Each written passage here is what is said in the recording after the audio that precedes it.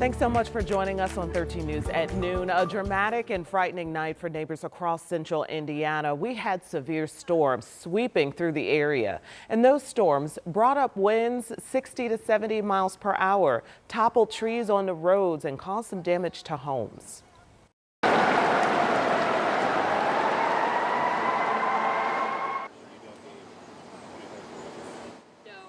Waylon Ely and his sister were home alone at the time when they heard the storm. The wind blowing so hard that a tree crashed right through their house. Thankfully, though, they were not hurt. But Mom was shocked when she rushed home. And I had already talked to them, so I was confident that they were safe. So I was just relieved that to be home and knowing that they were all okay. It was a lot worse than I thought it would be. Glad that they're okay. Across town, a tree fell into the roadway near 21st and Delaware, almost trapping a driver. Luckily, though, a neighbor nearby helped them get to safety. And we want you to take a look at this. It's an image that looks like a spaceship just landed, but Sean Ash says there is a simpler explanation for this situation near 21st and Arlington here in Indy. He says a radome from a defunct radar at the old Raytheon site got knocked off a building during the storms. And then people living nearby say they were surprised that it didn't hit anything, I'll say. And the damage is just shocking to see. And you called it a radion? Yeah, it's a radome. It's a radome. It's actually built to protect a radar, protect from the elements.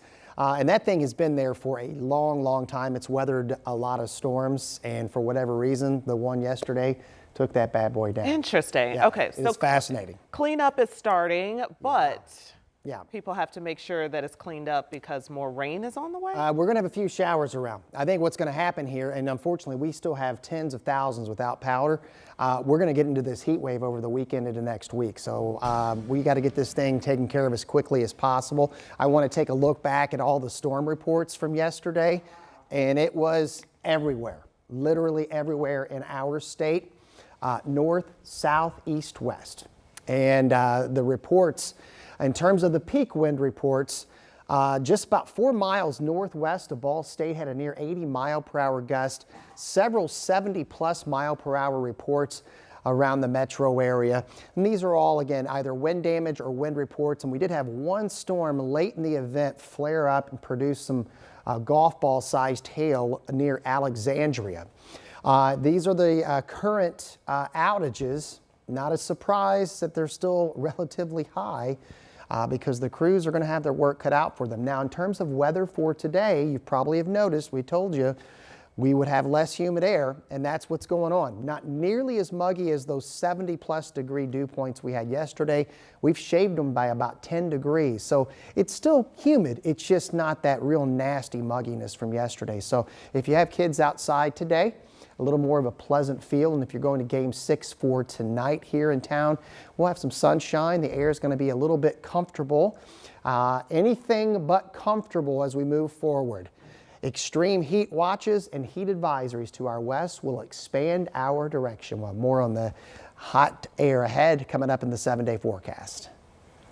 More on the hot air. All right. Thank you so much, Sean. We appreciate it. And as he mentioned, thousands of Hoosiers are still without power here in central Indiana. So we're taking a look at the outages, and this is the outage map from AES.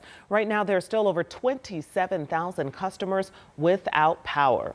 So let's all have a look at Duke Energy's outage map. There are also over 25,000 customers without power, and we will be checking these numbers throughout the show. We're going to update you if anything changes.